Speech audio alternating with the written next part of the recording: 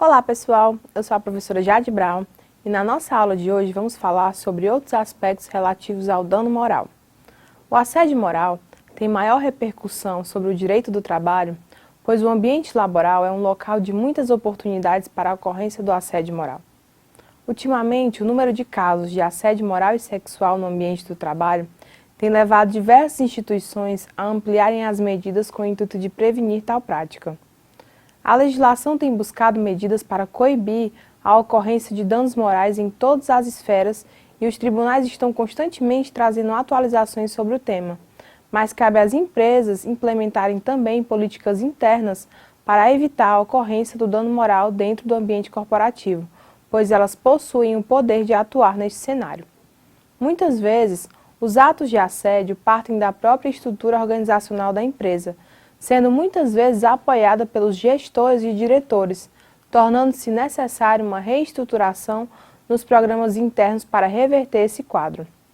A reparação dos danos causados pelo assédio moral não é apenas uma questão de justiça para com a vítima do assédio, mas também para com a ordem social e econômica do país, pois os danos vão além dos prejuízos suportados pelas vítimas, podendo alcançar toda a sociedade brasileira.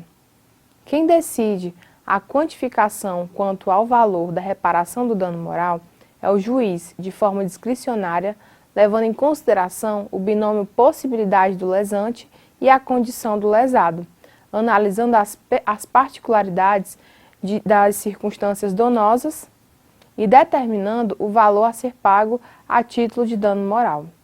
Um adendo importante é que hoje, na Justiça, se fala muito sobre a indústria do dano moral, pois o número de casos envolvendo esse tipo de dano tem aumentado bastante nos últimos anos, mas a dificuldade é justamente na precificação do dano. No caso do assédio moral, a falta de tipificação no Código Penal causa muita confusão na identificação da conduta, gerando muitas vezes confusão no sistema judiciário. Dessa forma, não se pode arbitrar uma indenização sem um juízo ético de valoração da gravidade do dano a ser feito dentro do quadro circunstancial do fato e principalmente das condições da vítima. O valor da reparação terá que ser equilibrado por meio da prudência do juiz. Alguns doutrinadores defendem que não se deve arbitrar uma indenização pífia e nem exorbitante, nem tampouco se pode ignorar a situação econômica social de quem vai receber a reparação, pois consideram que jamais se deve transformar a sanção civil em fonte pura e simples de enriquecimento sem causa. Porém, esse pensamento sofre algumas críticas por parte de outros doutrinadores, que acreditam que essa justificativa só serve para reduzir os valores do dano moral. No ordenamento jurídico, é pacificado o caráter compensatório da indenização pelo dano moral. No entanto, não há consenso acerca da função punitiva, que é o de servir de desestímulo à prática das novas condutas lesivas. É inquestionável que a Constituição Federal defende a reparação por dano exclusivamente moral, mas a forma como ela é aplicada ainda sofre muitos embates.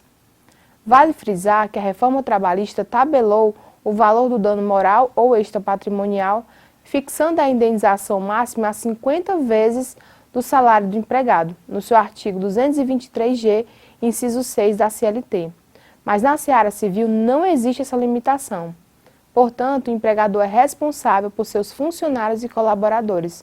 Por isso é fundamental que a empresa tenha práticas que coíbam o assédio moral em seu ambiente do trabalho, prezando diariamente pela proteção da dignidade da pessoa humana, pois caso contrário terá o dever de reparar esses danos.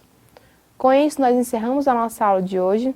Não deixe de consultar o material do aluno disponibilizado e nos vemos na próxima aula.